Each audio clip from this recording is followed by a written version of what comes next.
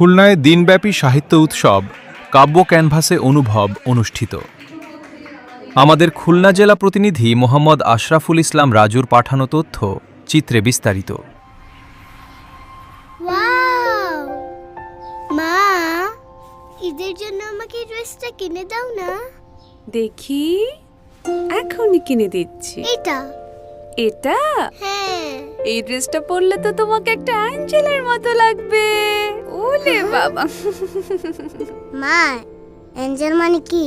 Angel মানে জানো না? অ্যাঞ্জেল মানে তো পরি। মা, আমি কি পরি হইতে পারবো না? মা,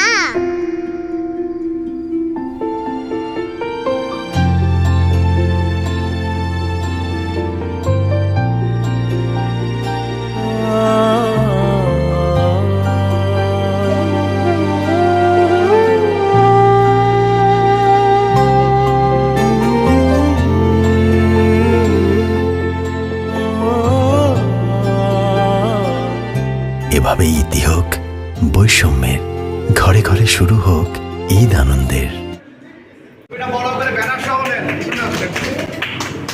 খুলনায় উৎসবমুখর পরিবেশে দিনব্যাপী আবৃত্তি, কবিতা ও অনুগল্পের বিশেষ আয়োজন কাব্য ক্যানভাসে অনুভব অনুষ্ঠিত হয়েছে।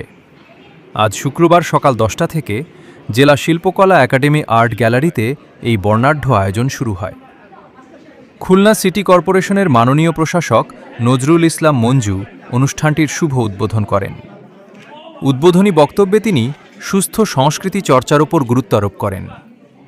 আবৃত্তি স্কুল খুলনার আয়োজনে এই উৎসবে ছিল আবৃত্তি পরিবেশনা, কবিতা ও অনুগল্প পাঠ এবং নতুন বইয়ের মোড়ক প্রদর্শনী। সকাল থেকে সন্ধ্যা 7টা পর্যন্ত চলা এই অনুষ্ঠানে স্থানীয় কবি, সাহিত্যিক ও আবৃত্তি শিল্পীদের স্বতঃস্ফূর্ত উপস্থিতি ছিল চোখে পড়ার মতো।